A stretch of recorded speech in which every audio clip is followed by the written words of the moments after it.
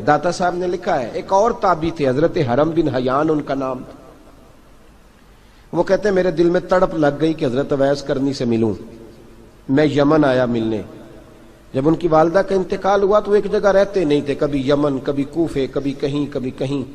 حضرت حرم بن حیان کہتے ہیں میں حضرت اویس کرنی کو ڈھونڈتے توجہ ہے میری بات پر, میری طرف دیکھیں. کہتے ہیں میں نے مہینوں کا سفر کیا. آپ نے بھی کبھی کیا ہے مرشد ڈھونڈنے کے لیے؟ گھر بہ کے آکھی ہوندے نے کوئی کامل نہیں رہا, ساریاں دکانداریاں. بھائی تو گیا کہاں ہے؟ تو کہاں گیا ہے؟ گھر بیٹھے فیصلہ کر لیا تو نے؟ تو کہاں نکلا ہے؟ جو نکلتے ہیں نا انہیں تو رب کریم کا قرب بھی نصیب ہو جاتا ہے. تو نکلا ہی نہیں, تو نے گھر بیٹھے فیصلہ کر سارے غلط ہے. یہ ہو ہی نہیں سکتا سارے غلط ہو, اس لیے کہ صحیح بخاری میں محبوب کا فرمان موجود ہے. نبی کریم علیہ السلام نے فرمایا میری امت کبھی گمراہی پر جمع ہو ہی نہیں سکتی. تھوڑے لوگ برے ہوں گے, سارے برے ہو سکتے. یہ تو ہم نے ایک دوسرے پہ تنقید کر کے لوگوں کو برا کیا. جو اچھے تھے وہ بھی ہماری تنقید کے پیچھے چھپ گئے, ورنہ ایسی کوئی بات. بڑی خیر موجود ہے دنیا, بڑی خیر. حضرت حرم بن حیان کہتے ہیں میں جناب ویسے کرنی کو ڈھونڈنے نکلا. تو ان کو ڈھونڈتے میں پہلے یمن گیا. لوگوں سے میں نے کہا ویس, کہنے لگے چھوڑو وہ تو دیوانہ ہے. اور داتا صاحب نے یہ لفظ لکھے ہیں, لفظ دیکھنا یہ بڑا مزہ دیں گے آپ کو جملے. داتا صاحب کہتے ہیں جب حضرت حرم بن حیان نے پوچھا نا ویس کرنی, تو کہا وہ تو دیوانہ ہے, مجنون ہے, پاگل ہے معاذ اللہ. کیوں, کیا تم نے دیکھ لیا؟ کہنے لگے جب دنیا روتی ہے تو وہ ہنستا ہے, جب دنیا رو رہی ہوتی ہے تو وہ ہنستا ہے, اور جب لوگ ہنستے ہیں تو وہ روتا ہے. عجیب اس کا انداز ہے. وہ تو دیوانہ سا آدمی ہے اور عجیب بندہ ہے, عجیب شخص ہے. وہ روڑی سے جو لوگ چھلکے پھینک دیتے ہیں وہ کٹھے کرتا ہے. روڑی سے اٹھو بلیا چلو تھے وسیے جتھے وس دینی سارے ینے, نہ کوئی ساڈی ذات پچھانے تے نہ کوئی سانو منے. کہتے ہیں چھلکے اٹھا کے دھو کے کھا لیتا ہے. اور پھر لوگ جو کپڑا پہننے کے قابل نہیں رہتا لوگ اسے پھینک دیتے ہیں, وہ ٹاکیاں جمع کر کے ان کو سیتا رہتا ہے, ان کا لباس بناتا ہے. کوئی روٹی پکی پکائی دیتا ہے تو پسند نہیں کرتا, قبول نہیں کرتا. اس سے ملنے آئے ہو. تو حرم بن حیان کہنے لگے وہ بھی ذرا جدا سا ہے تو میری بھی تلاش ذرا جدا سی ہے, میں بھی ذرا جدا سے آدمی کو ملنے آیا ہوں. کہنے لگے اس کا گھر بھی کوئی نہیں اپنا, کبھی یہاں ہوتا ہے تو کبھی ڈھونڈ لو تم بھی. حرم بن حیان کہتے ہیں میں نے ایک شخص کی منت کی, میں نے کہا بتا دے کہیں دیکھا ہے. تو کہنے لگا وہ کرن سے کوفے چلے گئے. کہتے میں کرن سے کوفے آیا, ایک بندے سے پھر پوچھا. لوگ کہنے لگے چھوڑ وہ ٹکتا نہیں تو تو نے مل کے کیا کرنا ہے. کہتے میں نے پوچھا بتاؤ تو صحیح کہاں ہے. تو کہنے لگے وہ تو سنا ہے حج کرنے چلے گئے, ایام حج ہیں. کہتے میں حج پہ چلا گیا, ساری دنیا ملی پر اویس کرنی نہیں ملے. پوچھا بھئی کسی نے دیکھا ہے؟ تو ایک شخص کہنے لگا میں نے دیکھا ہے, پر جتنا میں اس کے پیچھے دوڑتا تھا وہ اتنا آگے دوڑتا تھا. کہاں گئے؟ کہ مدینہ شریف چلے گئے. کہتے میں مدینے آیا تو ملے وہاں بھی کوئی نہیں. میں نے کہا ویس اگر آپ کی بے نیازی سچی ہے, کسی سے ملنا نہیں چاہتے, تو میری بھی تڑپ بڑی سچی ہے.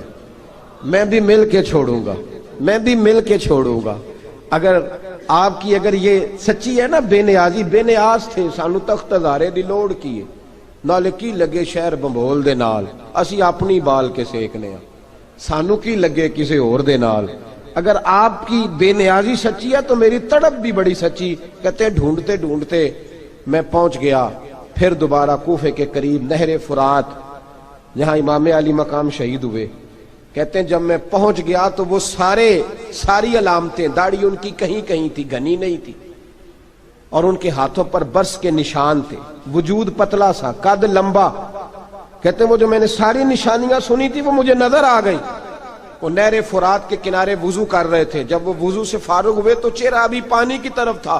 میں نے کہا السلام علیکم, سلام لی تو پتہ منہ نہیں میری طرف کیا, چہرہ ادھر ہی رکھا. کہنے لگے وعلیکم السلام یا حرم بن حیان.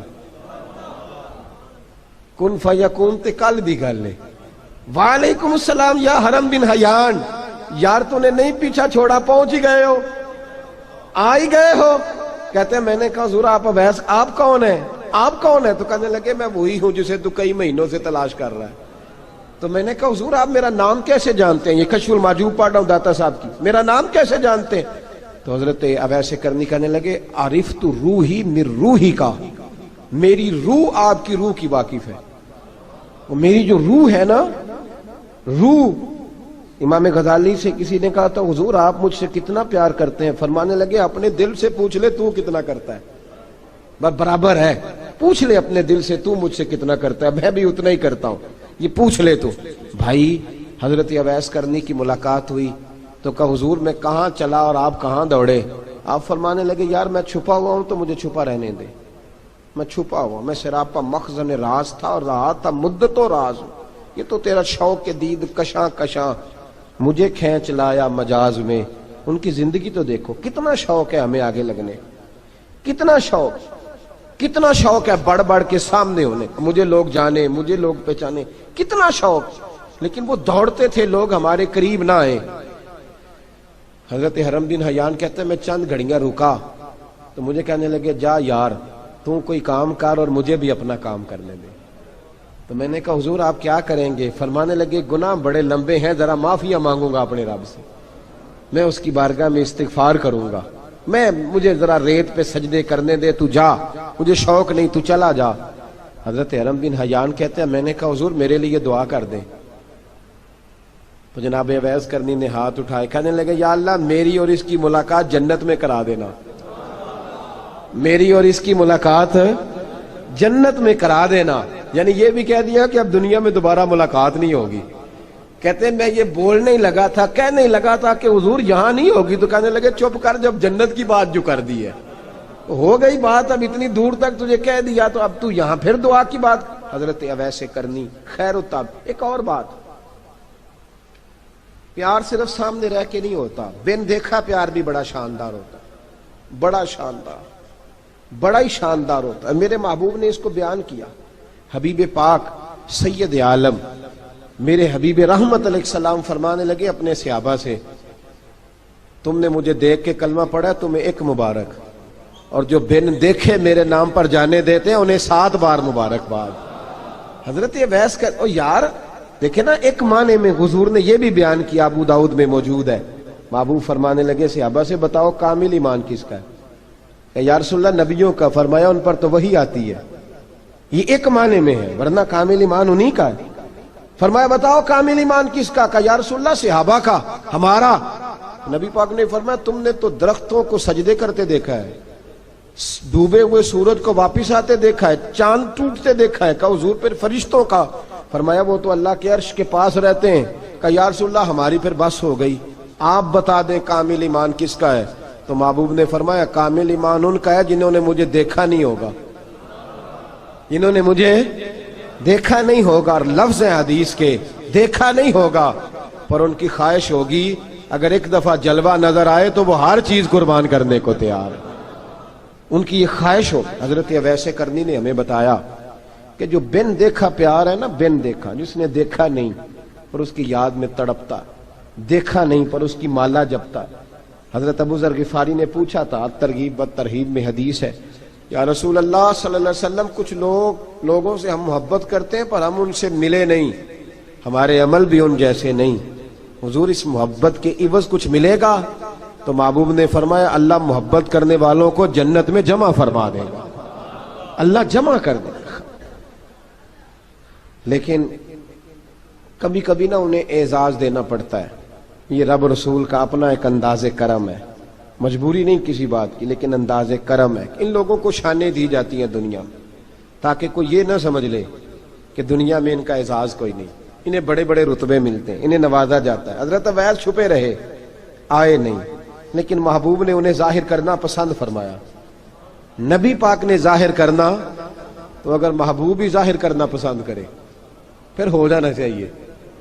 پھر ظاہر اگر وہ پسند کرے تو پھر ظاہر جیم جان دا کچھ وسا نہیں جان یار نو دے تے شاد ہو جا، اس سے دل دے ہیں فساد سارے، دل دلبر نو دے تے آزاد ہو جا. جو رکھے آباد تے رو وس دا تے جدوں کرے برباد برباد ہو جا. جو رکھے آباد تے رو وس دا تے جے کر کرے برباد برباد ہو جا. بلکہ میں کہا کرتا ہوں وزن نہ بھی بنے تو شعر یوں ہونا چاہیے جے کر کرے برباد تے چپ کر کے برباد ہو جا. شور نہ کر, خاموشی سے ہو جا. حضور نے ظاہر کرنا پسند کیا تو خود نبی کریم علیہ السلام نے بلایا. توجہ ہے میرے بھائیوں, بس بات سمیٹ رہا ہوں, مضمون مکمل ہو گیا. اللہ کے حبیب تو دور رہ کے پیار کر, تحفے تیرے گھر خود پہنچ جائیں گے. شرط یہ ہے کہ تو پیار کر اور فرما برداری کر. نبی رحمت صلی اللہ تعالی علیہ وسلم نے مولا علی شیر خدا اور حضرت عمر فاروق, بندے بھی حضور نے وہ چنے جو سرخیل ہیں دونوں, مولا علی فاروق اعظم امیر المومنین, دونوں کو بلایا اور بلا کے فرمایا یہ میرا جبہ لے جاؤ اور میرے بعد, میرے وصال کے بعد وہاں جانا کرن میں تمہیں اویس ملے گا, اسے میرا جبہ دینا. اور دیکھو کیا خوبصورتی ہے لفظوں میں. یہ بات ان کی شان کو کہاں سے کہاں لے گئی. محبوب فرمانے لگے اسے کہنا میری امت کی بخشش کی دعا کرے, اسے کہنا میری امت کی بخشش کی. حضرت علی المرتضیٰ کا رتبہ بھی ان سے زیادہ ہے, جناب عمر کا رتبہ بھی. اس کا مطلب ہے بڑا بھی چھوٹے سے کبھی کبھی دعا کے لیے کہہ سکتا ہے کہ یار میرے لیے دعا کر دینا. نبی کریم علیہ السلام نے جبہ دیا, جبہ دے کے بھیجا. حضرت عمر گئے ملنے, جناب مولا علی گئے, جا کے پوچھا وہ کدھر ہے, کہا وہ دیوانے سے ہیں, گھومتے رہتے ہیں. جب ملاقات ہوئی تو حضرت اویس کرنی دوڑے آئے. جناب عمر کہنے لگے آپ کا نام اویس ہے؟ کہنے لگے ہاں عمر فاروق میرا نام اویس ہی ہے. پھر آگے بڑھ کے کہنے لگے علی آپ کی طبیعت مبارک کیسی ہے؟ پھر وہ جبہ وصول کیا, کہا محبوب نے کہا تھا امت کے لیے دعا کرنا. تو حضرت اویس نے فوراً سر سجدے میں رکھ دیا. اور داتا صاحب حدیث لائے ہیں, محبوب فرمانے لگے اللہ تعالی بنو کلب کے قبیلے کی بکریوں کے بالوں کی تعداد کے مطابق اویسے کرنی کی دعا کی برکت سے میری امت کو جنت میں داخل کرے گا. اتنا بڑا اعزاز, اتنا اعزاز اعزاز. حضرت اویسے کرنی رضی اللہ تعالیٰ انہوں نے دعا کی, پھر واپس لوٹے. یہ تو داتا صاحب کی بات ہے.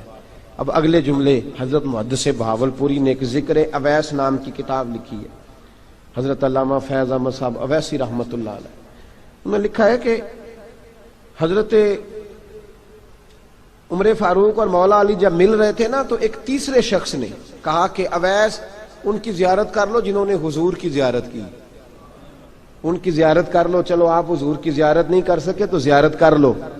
تو حضرت اویسے کرنی اٹھ کے قریب گئے تو جناب علی المرتضیٰ اور جناب عمر سے کہنے لگے حضور کی داڑھی مبارک میں کتنے بال سفید تھے؟ زیارت تو نہیں کی, داڑھی میں کتنے بال؟ انہوں نے یہ نہیں کہا ہمیں پتہ نہیں, کیونکہ سوال دوسرے کا تھا.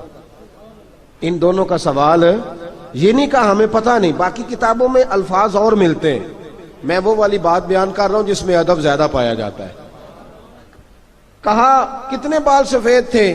تو یہ نہیں فرمایا مولا علی اور جناب عمر نے کہ ہمیں پتہ نہیں. کہنے لگے ویس آج آپ ہی بتائیں گے کتنے سفید, آج آپ ہی بتائیں کتنے ہیں. تو حضرت سیدنا اویس کرنی کہنے لگے محبوب کی داڑھی مبارک میں 17 بال سفید تھے, 17 بال سفید تھے. یہ ان کی زیارت کا حال.